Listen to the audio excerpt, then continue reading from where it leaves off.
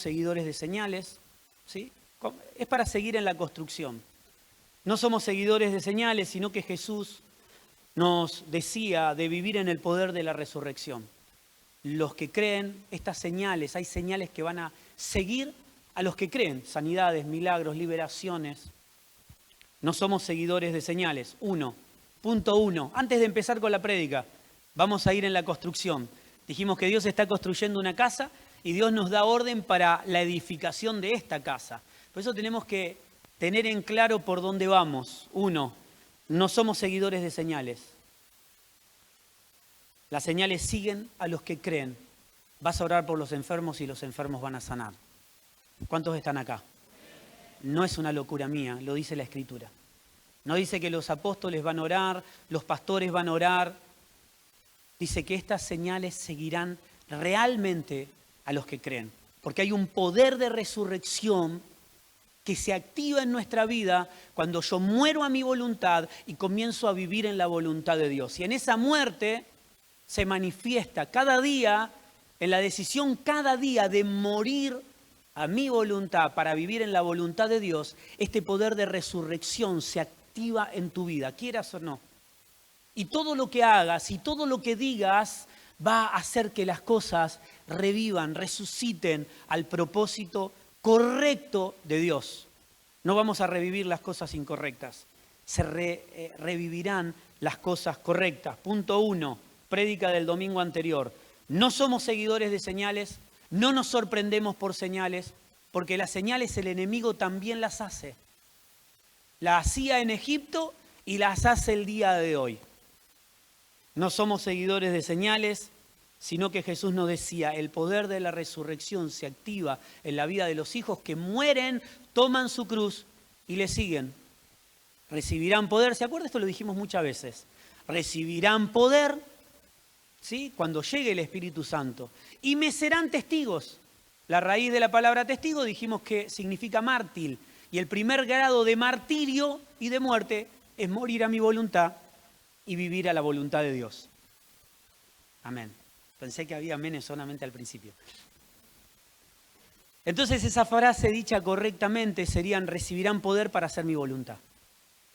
Para vivir haciendo la voluntad de Dios. El Espíritu en nosotros hace que la voluntad de Dios sea agradable y perfecta. Si yo no estoy lleno del Espíritu de Dios, yo no estoy guiado por el Espíritu de Dios, si yo no soy hijo, la voluntad de Dios va a ser algo gravosa, va a ser algo complicada, va a ser algo difícil, va a ser algo difícil de llevar a cabo. ¿Cuántos están aquí?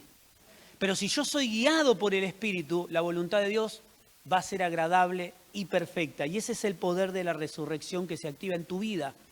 Es un poder que te guía a hacer la voluntad de Dios. Miércoles hablamos de genio y figura. El carácter de Cristo tiene que formarse en nosotros, porque si no el poder de la resurrección no se va a activar. A veces vemos nuestra familia en tantos problemas, dificultades, y queremos ayudarlas con métodos humanos, motivándolas. No. Hay un poder que se va a activar cuando realmente hagamos la voluntad de Dios. Y todo comienza por tu vida. Comienza por mi vida. Una lámpara no se enciende para poner debajo de un cajón o debajo de una mesa, decía Jesús. Una luz se enciende para poner en lo alto de una casa. O sea que tu casa tiene que ser alumbrada no por tus quejas o por tus enseñanzas o por las mías. Tienen que ser guiada por la luz de Cristo que brilla en tu vida, con el carácter de Cristo que tiene que formarse en nosotros.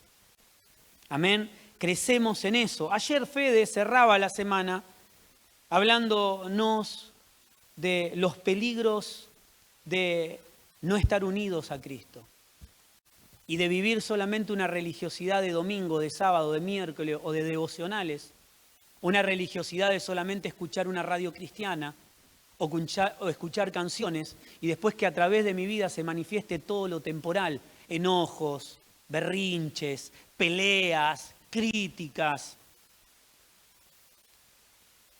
El peligro de no estar unido a Cristo es que ese poder de la resurrección no se va a activar en tu vida. Porque estamos unidos, y él hablaba del pámpano y la planta, y Jesús hablaba de esto. Estamos unidos a Él, Y el pámpano revela la vida de la planta porque está unida a la planta. El pámpano que no revela la vida de la planta es cortada, se seca y solamente sirve para hacer fuego, para hacer un buen asado. Hoy vamos a hablar de los opinólogos del reino. Y quiero que me entienda, cuando digo opinólogos del reino no estoy hablando de nadie, estoy hablando de mí. Y cuando usted lo lea y cuando usted lo escuche, piense que es usted, no piense que es otro. Porque lo primero que pensamos es, esta palabra es para alguien, no, es para mí. Yo no soy un opinólogo del reino. Yo no opino en lo que Dios está haciendo. Yo formo parte de lo que Dios está haciendo. Los hijos de Dios formamos parte de todo lo que Dios está haciendo en mi casa. Formo parte de todo lo que Dios está haciendo en mi congregación. Formo parte de todo lo que Dios está haciendo en mi trabajo, en el lugar, en el área que me toca trabajar, con las personas que me toca influenciar. Opinólogos. Algunos dirán que, ¿cómo se llama esto? Chaleco. Que el chaleco al pastor le queda bien, ¿no? Ezequiel, no te queda bien el chaleco. Amén, gracias. Es una opinión. Otros dirán, Ezequiel, estás atrasando. Pareces Enrique el Antiguo. Sí, es una opinión también. Ahora, usted me pregunta, si yo quisiera venir vestido como me he visto todos los días, estaría con un buzo con capucha, zapatillas, media rapera. ¿Por qué? Porque me gustan, ¿no? Porque son cómodas. Ayer fui a un congreso de pastores y fui vestido de pastor. Me morí de frío. En un momento me perdieron y llegó, parecía un rapero, ¿no? Lo único que me faltaban las rastas, pero porque me moría de frío. No estoy acostumbrado a vestir así. Así se puede vestir acá. Si salgo afuera tengo que clavarme, diría a los chicos, una campera. Son opiniones. Algunos piensan que me queda bien, otros pensarán que me queda mal. Si usted me pregunta a mí, es lo único que sirve para hoy disimular la panza. Nada más, punto, hasta ahí. Y más o menos la peleo. Después cuando llegue el tiempo de uso ya, o pulovercito, por ahí, un poquito más suelto, aguantamos la prédica toda la reunión, pero se me empieza a calambrar la espalda, ¿vio? Ya la edad no es la misma, uno no puede contener tanto. Para una foto, ¿vio? Uno saca la foto y todo, casi como... Y cuando se demoró, apurate, que no puedo respirar. Son opiniones, pero realmente el que está haciendo sabe por qué lo está haciendo. Cuando yo opino sobre las cosas que Dios está haciendo en mi vida, poco le interesa a Dios, porque Él quiere que un propósito se cumpla en mi vida. Por ahí lo tengo a la definición muy interesante de opinólogo, pero lo vamos a decirla después. Mateo 9, 35. Dijimos que Dios está edificando una casa en mi vida, en mi casa, en mi matrimonio, en mi congregación, en el mundo. Dios está edificando, está tomando su iglesia en función de casa. Nos habla como padre, habla de su hijo, nos trata como hijos y Él nos habla en esa función donde la corrección no es castigo. Yo no corrijo a alguien que no quiero. Yo corrijo a mi hijo no para que sepa que soy el padre, porque quiero que le vaya bien. ¿Usted por qué corrige a su hijo? ¿O por qué lo corrigieron a usted? Porque querían que les vaya bien. Lo mismo sucede con Dios en esta casa que está edificando y que no tenemos ninguna posibilidad de opinar en nada de lo que Dios está haciendo, ni siquiera en mi vida. Porque cuando yo digo a sus pies, estoy mostrando mi vida como rendida a Él. A sus pies significa que Él es mi Señor. A sus pies significa que Él decide lo que vivo, lo que hago, lo que he visto. Busquen primero el reino de Dios, significa hacer su voluntad y no la mía. Mateo 9, 35 nos habla de la necesidad para la edificación de esta casa Y aquí el Señor habla de siembra y de cosecha. Dice, Jesús recorrió todas las ciudades y las aldeas de la región, enseñando en las sinagogas, anunciando la buena noticia acerca del reino. Esta buena noticia es el Evangelio de Dios. Antes, cuando había un rey y conquistaba una tierra, se enviaba un evangelio. El evangelio no es un término nuestro, es un término que ya se utilizaba. Un rey conquistaba un reinado y todas las tierras que estaban bajo ese reinado salían las noticias, no sé si eran buenas o malas, pero salían las noticias por los campos, por las ciudades, por los lugares, hasta los más lejanos, anunciando las nuevas, las noticias. Hay un nuevo rey. Estamos bajo un nuevo Señor. Tenemos que vivir, ocúpense de hacer conforme a lo que Él quiere.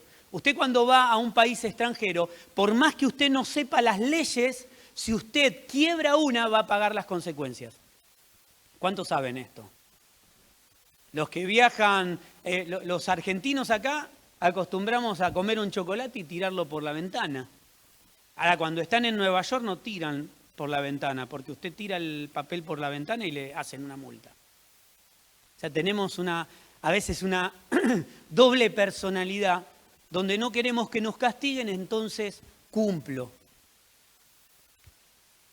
La ley estaba hecho para eso, y las personas la cumplían a veces en desconformidad, pero ya con cumplirla para ellos era suficiente.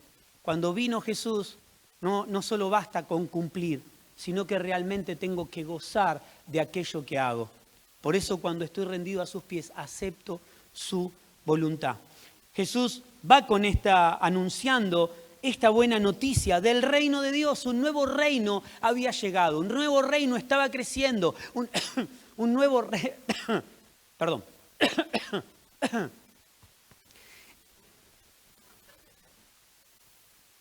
Salud. Un nuevo reino se había activado y Jesús salió a contar esto. Dice que fue por las regiones, enseñando en las sinagogas y anunciando la buena noticia acerca del reino de Dios. Señales, sanaba a toda clase de enfermedades y dolencias. Cuando vio las multitudes, les tuvo compasión porque estaban confundidas y desamparadas como ovejas sin pastor. Hoy vivimos en un mundo donde hay pastores sin ovejas, porque confundimos predicación con pastorado. Un pastor no necesariamente tiene que predicar. El trabajo del pastor hoy es cuidar, es asistir, es guiar, es estar en los tiempos buenos y en los tiempos malos. Y a veces distorsionamos un poco eso. Como oveja sin pastor, hoy podríamos decir que hay pastores sin ovejas. A sus discípulos les dijo, la cosecha es grande, pero los obreros son pocos. Quiero que nos pongamos un poco en lo que Jesús estaba viendo. Iba por todas las sinagogas, predicando la palabra, sanando, pero había una limitación física para Jesús. Por eso tuvo que atravesar esa cruz. Porque él solo, humanamente y encerrado en un cuerpo humano, no podía llegar a todos. Si Dios me comisionó para predicar la palabra de Dios, ¿con cuántas personas puedo cumplir la función pastoral? ¿Con 10? ¿Con 12? ¿Con 20? Por eso en una congregación tiene necesariamente que tener obreros que trabajen en la obra. ¿Para qué? Para cumplir esa función pastoral, para seguir predicando la palabra de Dios, para cuidar a los más débiles. Y a veces el trabajo pastoral se convierte en cuidar a los que cuidan para llegar mucho más lejos con el mensaje y los cuidados de Dios. ¿Cuántos están aquí? La intención de Dios no es que en una congregación el trabajo sea del pastor solamente, sino que el trabajo es de la iglesia. Como iglesia cumplimos un trabajo no solamente dentro de una congregación, sino también fuera, en nuestra casa, en nuestra familia. Y Jesús veía esta imposibilidad física de llegar porque miró las multitudes y vio que estaban desamparadas y sin pastor, nadie cuidándolas. Entonces dijo, la cosecha, hablando de las multitudes, la cosecha está lista. A veces vemos Rosario y decimos, Rosario está perdido. Las cosas que suceden cada día, cada noche, Santa Fe está perdida, Argentina está perdida. Pero déjeme decirle, eso lo vemos desde nuestros ojos humanos. Jesús está viendo, o Dios está viendo, y nos hace ver a través de sus ojos, y vemos todo preparado para una gran cosecha. El problema no es de Dios, el problema es nuestro, porque los obreros son pocos. Dice, la cosecha es grande, pero los obreros son pocos. Así que oren al Señor que está a cargo de la cosecha, pídenle que envíe más obreros a sus campos. Mi querido hermano, nuestra función es no solamente, y lo voy a decir muchísimas veces, se va a aburrir de escuchar esto, y los pastores que me invitan se van a aburrir también de escuchar esto. No somos Julieta esperando a Romeo, porque esto es muy poético, es muy lindo, he conocido al Señor, entonces me encierro a esperar y gritar, ven, amado mío. El Señor va a venir cuando Él lo decida. Hay una hora, hay un día, pero hay un trabajo que hacer. Y tenemos que ser hallados en Él, en lo que Él quiere, cumpliendo con su voluntad, haciendo su trabajo. ¿Cuál es el trabajo de Dios? Dar a conocer a su Hijo. Dice que las Escrituras nos hablan de Dios a través de su Hijo, trayéndolo todo nuevamente a Dios. Todo sale de Dios y todo vuelve a Dios, a un diseño original. Hoy ese trabajo lo hace Dios a través de su Hijo, pero en la vida de los hijos de Dios, de tu vida y de mi vida. Amén.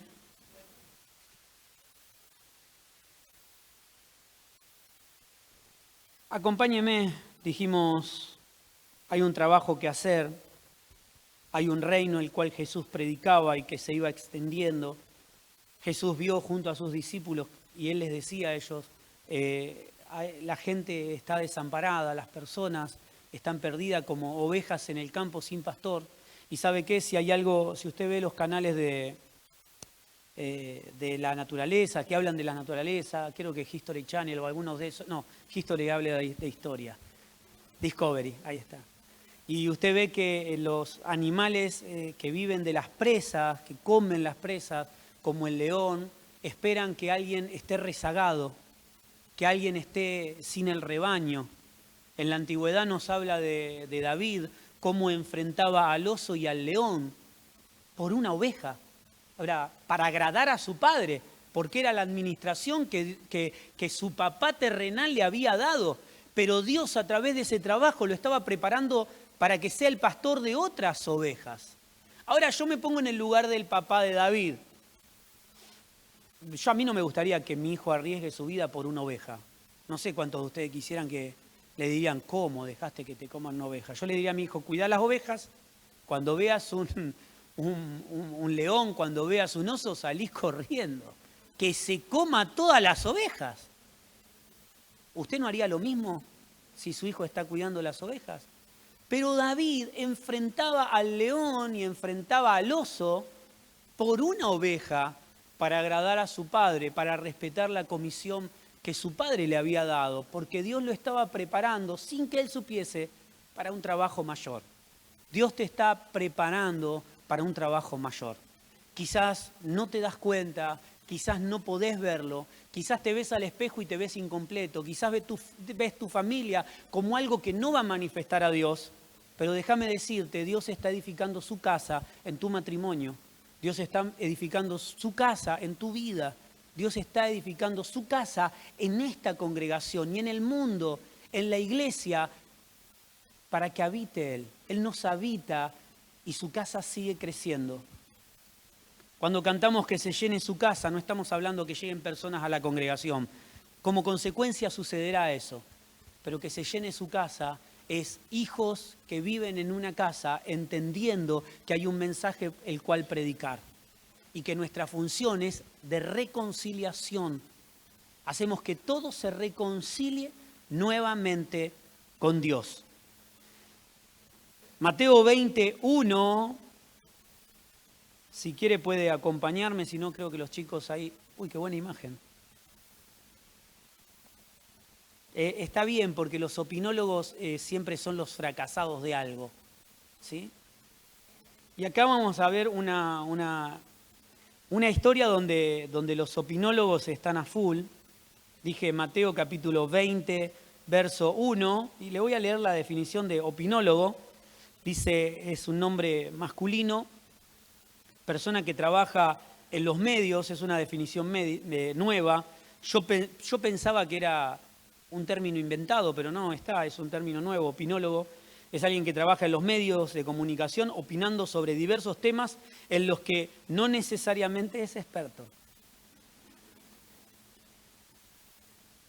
Sería como experto en todo, licenciado en casi todo. Nosotros acá lo tenemos a Alberto y teníamos un programa de radio con el pastor Elías y Alberto era el experto en todología.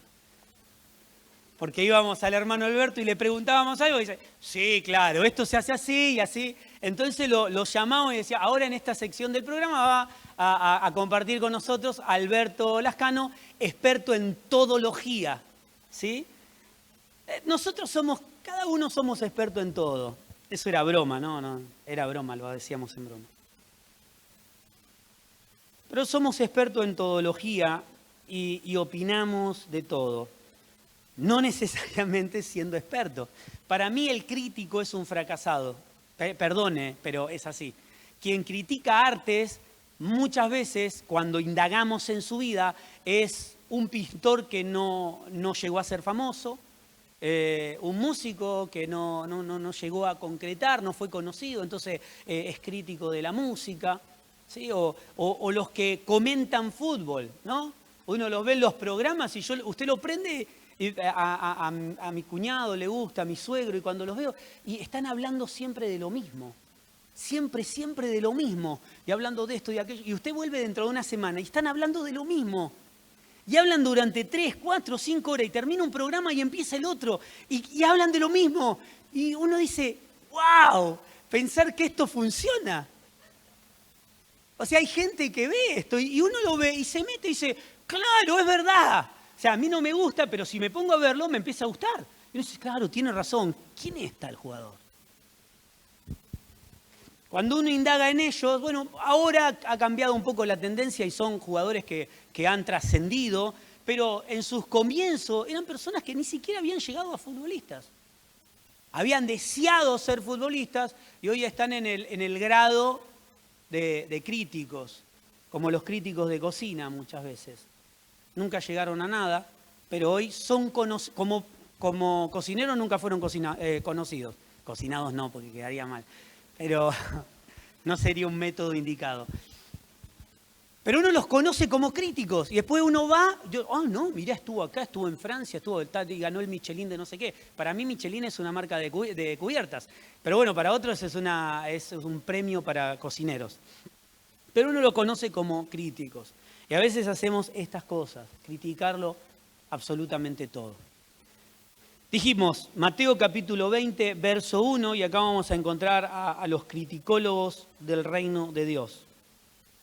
El reino de los cielos es semejante, dijo Jesús, a un propietario que salió temprano por la mañana, hablando de cosecha, con el fin de contratar trabajadores para su viñedo.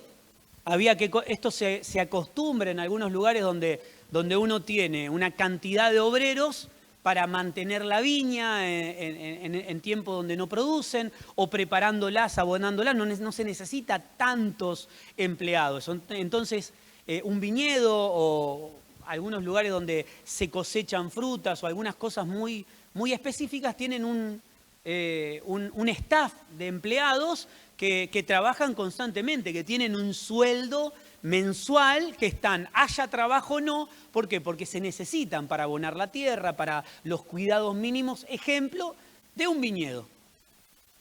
Pero hay un tiempo, y es el tiempo de la cosecha, donde hay que quitar la uva del viñedo, se necesitan mucho más manos de obra. Los que son del norte saben que en el tiempo del algodón vienen empleados, se contratan y personas que tienen su pequeña quintita están trabajando en la quinta de alguien que los contrató para cosechar. ¿Por qué? Son temporarios, porque la cosecha lo amerita, hay un tiempo para cosechar. Y cuando la cosecha es mucha, hay que salir a buscar obreros y muchos no están calificados. Y hay que capacitarlos y muchos son capacitados en el trabajo que están haciendo. El reino de los cielos es semejante a un propietario que salió temprano por la mañana con el fin de contratar trabajadores para su viñedo. Acordó pagar el salario normal de un día de trabajo. Fueron personas contratadas, no eran parte del staff estable. Eran los contratados para el trabajo de la cosecha que era ya, ahora. Acordó pagarles el salario normal de un día de trabajo, un denario. Un día de trabajo era la cifra que se acostumbraba a pagar.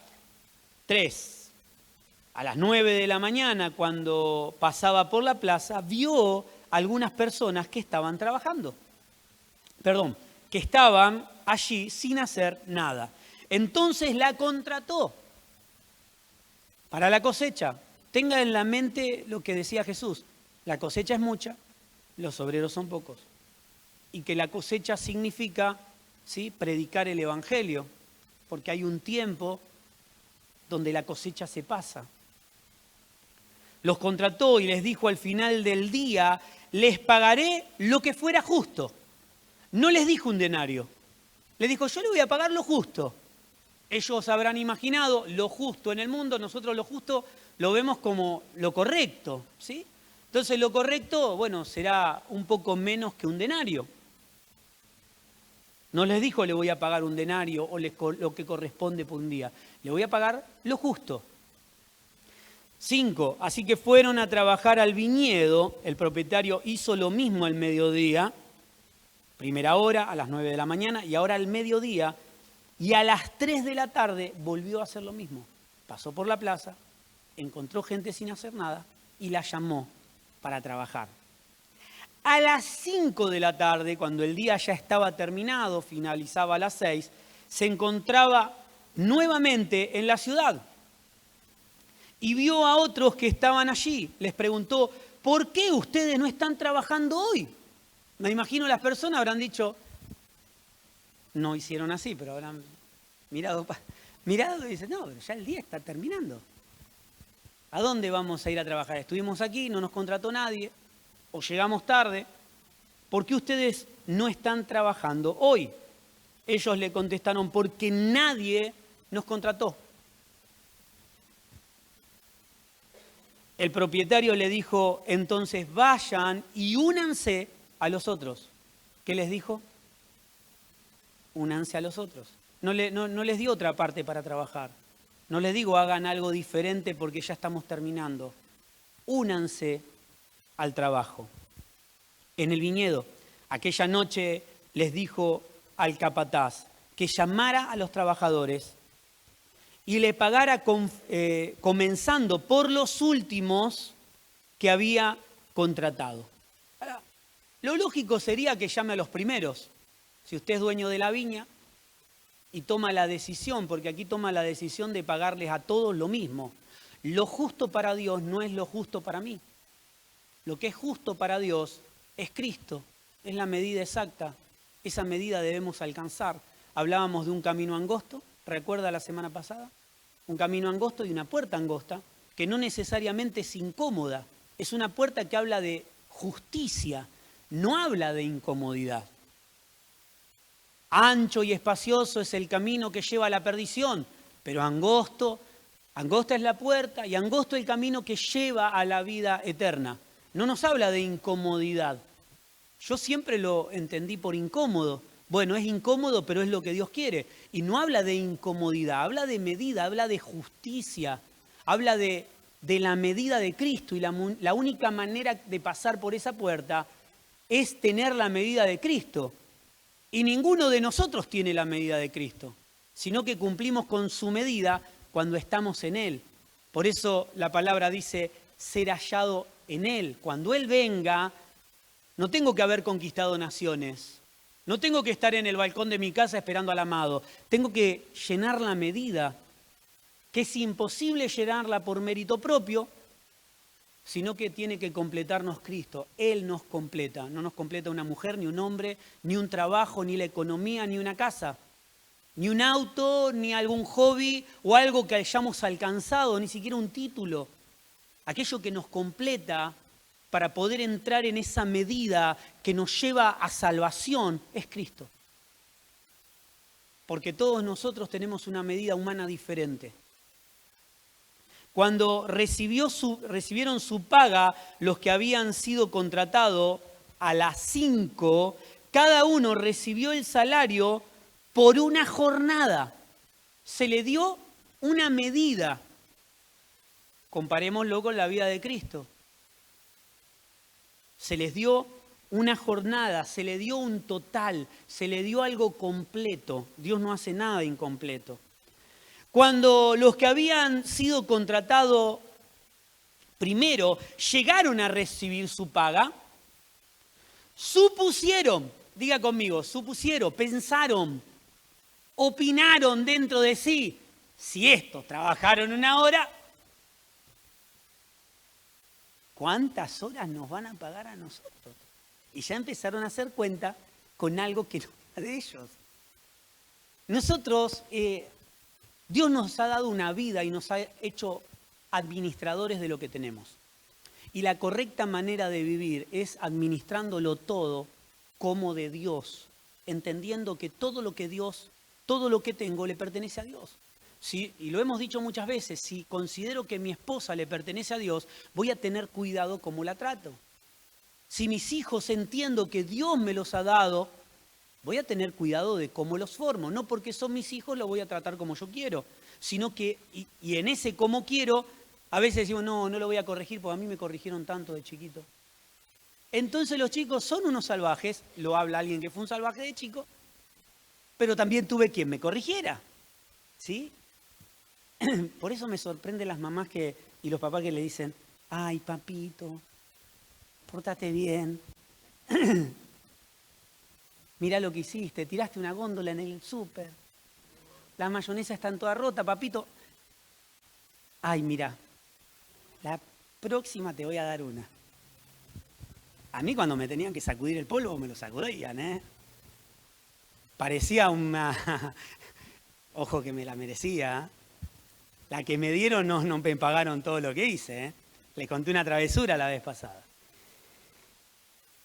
Supusieron, pensaron, se imaginaron con algo que no les pertenecía. Ellos habían acordado algo un día, fueron los únicos que acordaron un salario. Fue con los únicos que el dueño, porque esto se compara, Jesús decía, así es el reino de Dios, es como un dueño que yéndose lejos. Jesús nos dejó a nosotros, pero un día va a volver. Hay un tiempo de cosecha. Y cada vez son más los obreros. Y a veces los obreros de la primera hora piensan que los que llegaron a último momento tendrían que quizás tener otra paga. A veces pasa esto. Conocemos a alguien que conoce a Dios y de repente empieza a manifestar la vida de Cristo y empieza a hablar y empieza a vivir diferente y su vida cambia. Y cambia su vocabulario y no es algo fingido. Y cambia su familia y lo vemos y decimos, nosotros hace 30 años que estamos acá y todavía seguimos peleando por pavadas. Y viene alguien nuevo y comienza a cultivar todo y a recibir todo lo que lo hace completo en Cristo. Supusieron que iban a recibir más, pero a ellos también se les pagó el salario de un día. Porque estamos hablando de la paga. La paga del pecado dice que es muerte, pero la paga en Cristo es salvación, porque Él nos completa. No importa cuánto tiempo, ni cuánto mérito, ni cuánto hace que hayas conocido al Señor. Déjeme decirle cuánto conocimiento tenía el ladrón de la cruz. A mí me chocan esas cosas. Decir, bueno, yo tengo que vivir, porque a veces cuando uno obedece forzado lo que Dios quiere, comienza a mirar y a criticar, porque lo hago por la paga. ¿Cuántos están aquí? Obedezco porque sé que tengo que obedecer para que me vaya bien, porque si no Dios me va a castigar, porque si no Dios me va a condenar, porque si Dios... Y tenemos todos estos versos que nosotros mismos nos hemos hecho en la cabeza. Entonces decimos, lo hacemos a reglamento, lo hacemos hasta acá, porque esto es lo que me corresponde. Y comenzamos a vivir una vida en Cristo de reglamento, de espacios y de medidas, pero que no es Cristo. Cristo es súper abundante en nuestra vida, siempre, en todo lo que hacemos. Cuando empezamos a hacer la voluntad de Dios solamente porque algún beneficio vamos a recibir, va a terminar siendo forzoso. Y vamos a estar desconformes. Y vamos a empezar a mirar para el lado y vamos a decir, aquel recibió más. Como el que recibió en vez de un talento 2 o 5. Sin tener en cuenta lo que Dios quiere en tu vida y el tiempo que estoy viviendo. Cuando recibieron la paga, protestaron contra el propietario. Y esto nos pasa a los hijos de Dios. No nos quejamos abiertamente, decimos, Señor, ¿cuánto tiempo estoy que te pido esto? Y vino este que no lo conoce nadie, me pidió que orara por algo y yo le oré de mala gana y al otro día me dice, che, el problema matrimonial, de repente nos empezamos a llevar bien con mi esposa. Voy a empezar a orar en mi vida. Vos oraste por trabajo y conseguí uno mejor, perdí lo que quería pero conseguí algo mejor y vos decís, ¿cómo puede ser? Cuando yo trabajo a reglamento en el reino de Dios, comienzo a mirar al costado y comienzo a ser crítico y comienzo a ver qué tiene el otro y qué no tengo yo y cuánto llegó y qué mérito tengo. Empezamos a ver los méritos. Los de la primera hora veían su mérito. Estuve desde el principio. A mí me tiene que dar más. Si a este, que fue el último, ahora qué maldad el dueño, ¿no? Pagarles primero a los últimos. Acá hay una enseñanza, por eso se le paga primero a los últimos. Pues si usted sería el dueño de la viña y yo, y no quiero tener problema, y he decidido pagarle lo mismo a todos, le pago a los de la primera hora, los de la hora 9, los de las 12, los de las 3, y vienen los últimos y le digo, tomen ustedes un denario también. Pero acá no era, y a veces lo hacemos como cristianos. Sabemos lo que Dios quiere y nos pasamos esquivando problemas. Y realmente lo que Dios ha puesto por delante es para atravesarlo, es para pasar, es para seguir adelante, es para que Él muestre su gloria en aquellas cosas que para vos hoy son una traba, una dificultad. Cuando trabajamos a reglamento en el reino de Dios, comienzan a suceder estas cosas. Aquellos que trabajaron una sola hora, sin embargo, se le ha pagado lo mismo que a nosotros, que trabajamos todo el día bajo el intenso calor. Le sumó un poquito el IVA también. Dice, a nosotros nos fumamos todo el día, y estos que llegaron último le pagaste exactamente lo mismo. Él le respondió a uno de ellos, amigo, este amigo me parece que es despectivo, ¿no? No te he sido justo. Y justicia no habla de mi justicia, volvemos a repetir, sino que habla de medida de Cristo. Dios nos da todo conforme a su voluntad y a su medida. Por eso el que está en la cruz es un claro reflejo de alguien que accede a salvación sin ningún mérito y otro que accede a perdición con todos los méritos. Por eso nuestra vida no deja de ser diferente. Tu vida y mi vida acceden a mérito, a salvación, sin ningún mérito. Porque lo hemos recibido por gracia como un regalo de Dios. Por eso si es un regalo de Dios, no importa lo que he hecho, no puedo mirar para el costado. Lo mismo que recibí como un regalo de Dios, que se manifiesta en trabajo, en hacer, en obrar, en trabajar en el cuerpo de Cristo. No lo tomo como una tarea gravosa, A veces pasa que los colaboradores dentro de una congregación pensamos que tenemos algún mérito por haber trabajado un poco más, pero realmente no hay mérito para acceder a salvación, solamente el mérito de Cristo. ¿No he sido justo con ustedes? Le di lo que les correspondía. Y este justo, déjeme decirle, y esto va por mí, no está hablando solamente, no está hablando de la medida de Cristo. Le está diciendo, te pagué lo que te dije que te iba a pagar. Y lo mandó a pasear. Bueno, no dice lo mandó a pasear, esta es una versión un poquito más moderna. ¿Acaso no acordamos contigo que trabajarías todo el día por el salario acostumbrado? Y acá no habla con todos, habla con uno. O sea que muchos de los que estuvieron ahí no vieron como algo injusto que a los últimos se le pagara igual que a ellos, sino que hubo uno, porque dice que habló con uno. No quiere decir que todos los de la primera hora se quejaron.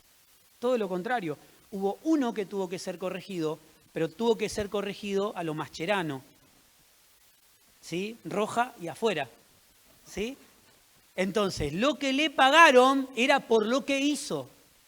No le pagaron conforme a la justicia de Dios que lo completa todo. Le dijo, ¿querés recibir conforme a lo que haces? Te voy a pagar conforme a lo que haces. Y déjeme decirle, cuando estamos en Cristo no quiero que me paguen conforme a lo que hago, por más que haga un montón de cosas. Quiero que Dios me pague conforme a su voluntad. Estemos todo el día trabajando o no. Quiero que Él me pague conforme a su voluntad. A este le pagaron lo que era justo, lo que hizo, roja y afuera, ¿sí? Al resto se le pagó conforme a la medida de Dios. Y esto nos habla de acceder a salvación o a perdición. Lo que hacemos para Dios, la vida que vivimos, la vida que nos toca vivir, no se nos da el lugar de opinólogos, de decidir o quejarme, sino aceptar lo que Dios quiere porque es lo mejor para tu vida y para mi vida. Amén. Te pones celoso, dice el 15, ¿acaso es contra la ley que yo haga lo que quiero hacer con mi dinero? Te pones celoso por lo que soy, porque soy bondadoso con otros. No sea que nos pongamos celosos de lo que Dios está haciendo en la vida de otro, y esto sería terrible. A veces pasa, pasa. Ver a otro lo que ha recibido y nosotros medirlo y criticar, o si recibió algo seguramente no fue Dios. Así que los que ahora son últimos, ese día serán los primeros y los primeros serán los últimos. Vamos a ir acortando el mensaje, hay 2 versículos que no lo voy a leer, pero vamos a ir a Filipenses capítulo 3 y se lo voy a pedir que lo lea de tarea. Filipenses 3, léalo todo, ¿sí? Sin asco, métale del 1 en adelante, porque nos habla de... Allí nos habla de la ley y de cumplir la ley a reglamento, incluso hasta los que se circuncidaban. Allí Pablo hablaba, nosotros estamos verdaderamente circuncidados porque obedecemos a Dios a través del Espíritu Santo, ¿sí? Si usted lee el Filipenses 3, habla del fanatismo, Filipenses 7, ¿sí? Lo que creía valioso hoy no tiene valor. Estando en Cristo, lo que era valioso hoy no tiene valor. Ayer partió con el Señor nuestra hermana Dolores, lo tenemos acá el pastor y a sus hijos, y hablaba también cuando despedimos a Flavia, hablábamos de lo mismo, de imaginando qué nos dirían. Creo que lo primero que nos dirían es, yo sé que mi Redentor vive, como lo decía Job. Lo segundo que nos diría quizás sería un consejo. No peleen por pavada, no discutan, no envidien. Sean parte de la solución y no del problema. Inviertan tiempo en la familia, inviertan tiempo en el matrimonio. ¿Cuántas cosas nos dirían? Porque al borde de la muerte uno toma otras decisiones. Escuchaba un pastor, no recuerdo, creo que ayer en la reunión de pastores hubo casi 600 pastores de la provincia y uno de los oradores hablaba de las personas que están en el último momento de su vida, se están despidiendo, no piden la foto de su auto, no piden la foto de la casa de fin de semana que edificaron, piden la foto de su esposa, de sus hijos, porque en ese momento te das cuenta realmente lo que es importante. Y Dios me dio la gracia en una etapa de mi vida de estar en ese momento. Y me di cuenta que la queja no servía de nada. Las cosas por las cuales me había preocupado y peleado no tenían valor. Las cosas que para mí eran justas o injustas quedaron no tenían mi posición, quedaron desechadas completamente. Y realmente entendía que lo importante era Cristo, porque tenía paz sabiendo que iba a partir con Él. Pero también veía y hacía un análisis de mi vida, de cuánto tiempo había perdido en peleas, cuánto tiempo me negué a hacer la voluntad de Dios, cuántas veces discutí, cuántas veces me enojé solo. Y en el momento que me dieron un estudio y me dijeron, no sé cómo, no entendemos de qué manera, lo que tenías no está más, entendía que Dios me estaba dando una oportunidad para hacer luz y dejar de que... No significaba que antes no había sido luz, porque antes de eso también era pastor, también predicaba, también era parte de una familia, pero me quejaba, me enojaba. Conmigo, bueno, algunos cerca también me fumaban.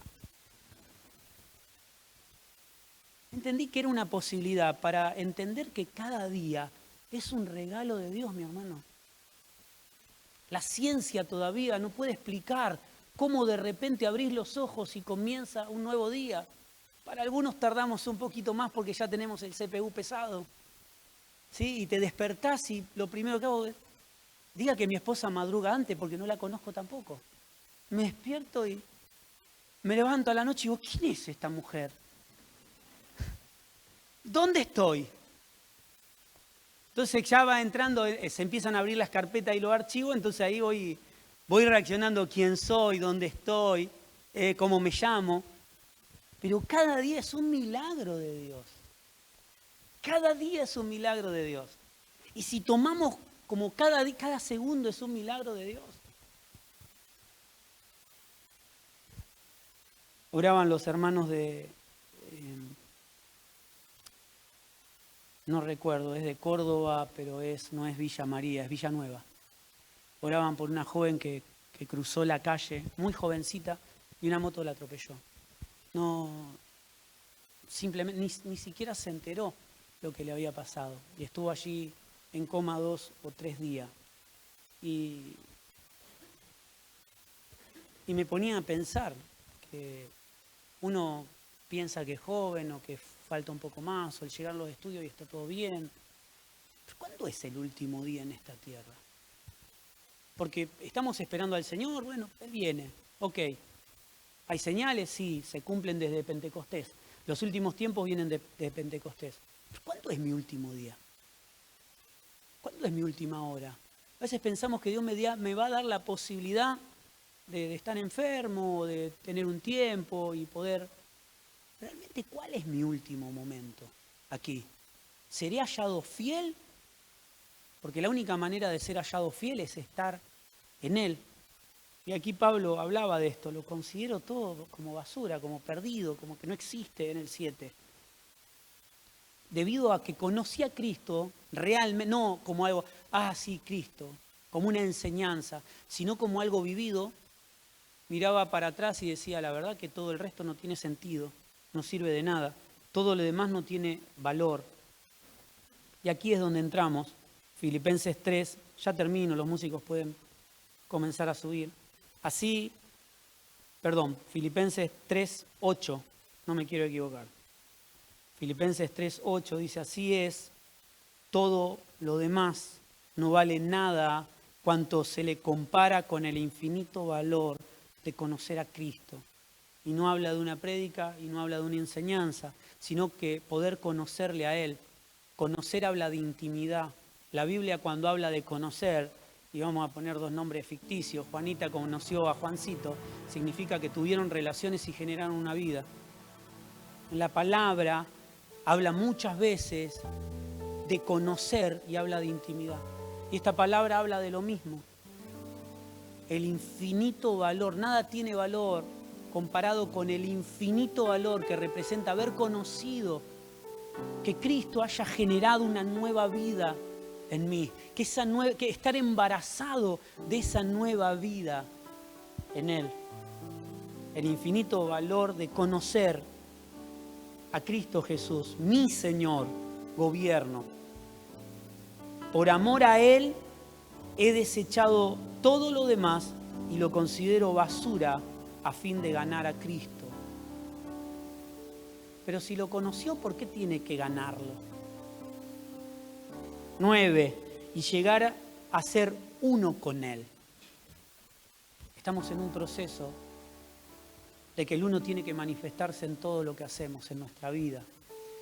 Hay una versión, a mí me gustan las versiones más modernas porque son mucho más claras, pero creo que es la Reina Valera 60, y dice, llegar a ser, aquí dice uno en Él, y es el término correcto, pero dice ser hallado en Él, ser encontrado en Cristo.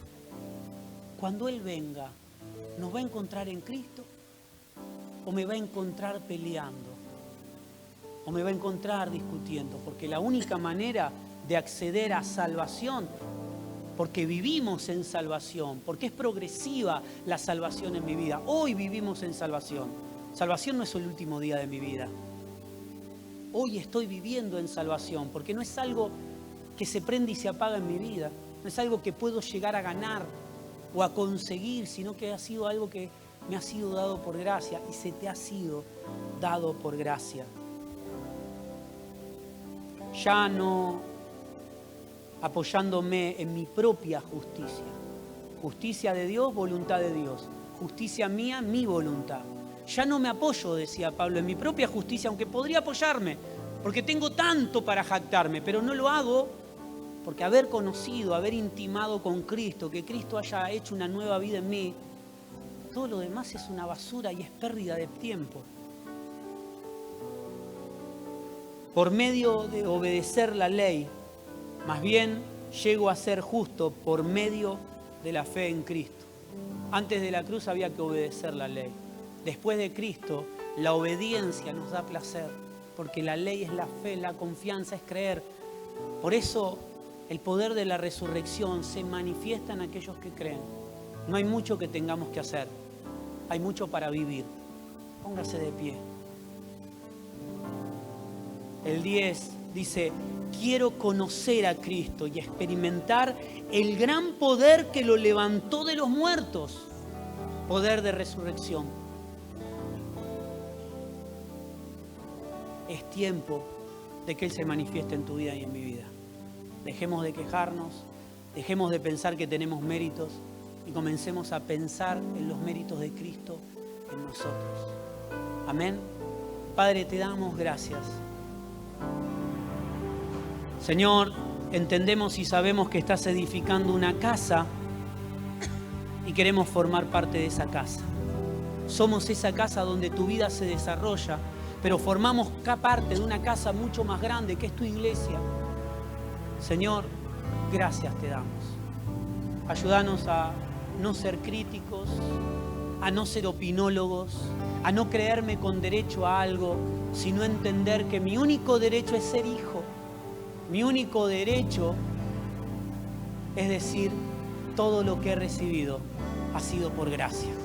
No hay mérito, no hay conquistas por hacer, sino que Él lo tiene que hacer en nosotros en el nombre de Cristo Jesús. Amén y amén.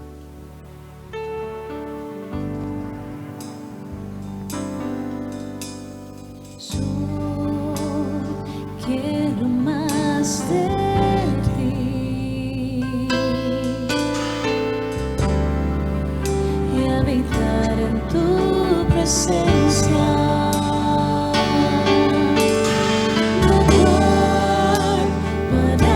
Crezcas tú, cada día seré más como tú.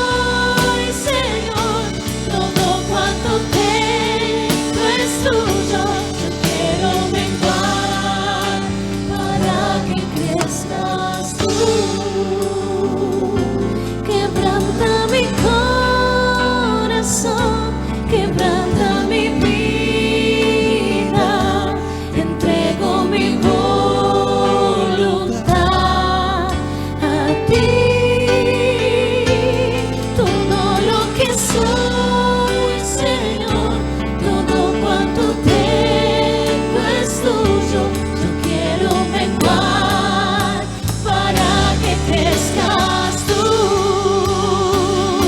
Quebranta mi corazón, quebranta mi vida, te entrego mi voluntad a ti. Todo lo que soy, Señor, todo cuanto tengo es tuyo. Yo quiero menguar para que crezcas tú. Yo quiero menguar para que crezcas tú. Yo quiero menguar para que crezcas tú. Amén. Amén. Gloria al Señor. Amén. Paz del Señor, hermanos. Ha llegado el momento de la generosidad.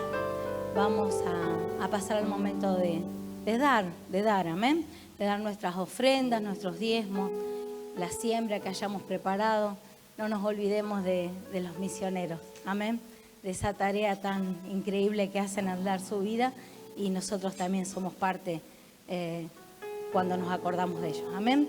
Yo había notado, buscando la palabra en la Escritura, cuando nos habla sobre las ofrendas y sobre el dar, apunté algunas cosas que quiero tenerlas siempre en cuenta, amén, cuando tenemos este servicio.